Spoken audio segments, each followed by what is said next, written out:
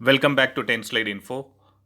On 4th June 2021, the Cabinet Committee on Security allowed the issuance of RFP for 6 diesel electric submarines under Project 75I class. This project is a follow-up on the Project 75, which is Kalvari class submarine for the Indian Navy.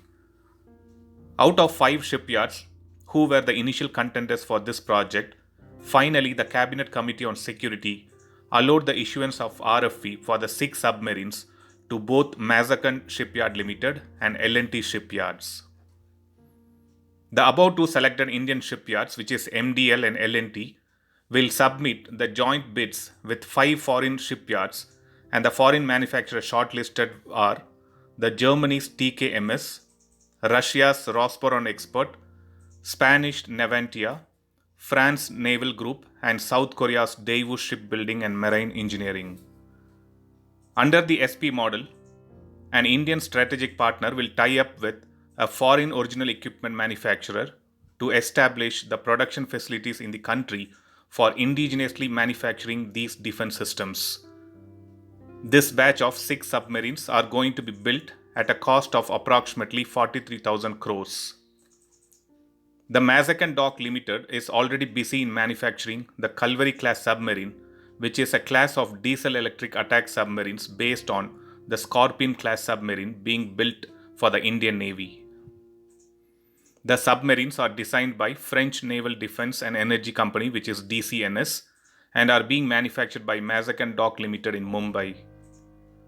These submarines are very much suitable for all types of missions, such as surface vessel warfare, anti-submarine warfare, long-range strikes, special operations, or intelligence gathering. 6 submarines were planned under this category, and out of these 6, 3 of them are already commissioned into Indian Navy. To be more precise, INS Kalvari, which is the lead ship of this class, was commissioned during December 2017, INS Kanderi was commissioned during September 2019, and INS Karanj was commissioned during March 2021. Being extremely stealthy and fast, it has a high level of operating automation that allows a limited number of crew members, which reduces its operating costs significantly. These submarines have 6 weapon launching tubes, using which we can launch 18 weapons like torpedoes, anti-ship missiles, or mines. Now coming back to Project 75I, under Project 75I, all submarines will be a conventional submarine, which will feature an advanced air-independent propulsion systems to enable them to stay submerged for longer duration and substantially increase their operational range. Even though having the AIP system will increase the range and also to stay submerged for a longer time, nuclear-powered submarines will exceed in both these parameters. Unlike conventional submarines, the nuclear-powered submarines don't need to surface frequently, and the power generated by nuclear reactors gives them the freedom of limitless voyage at high speeds.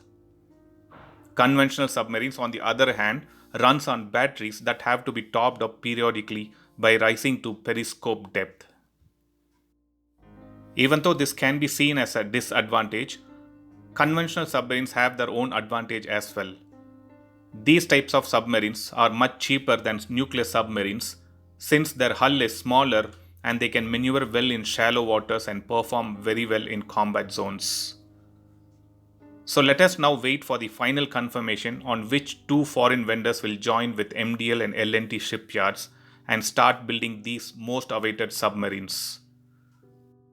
So that was a quick update on Project 75I class of submarines, which got approval shortly, and we also covered vital details about the same.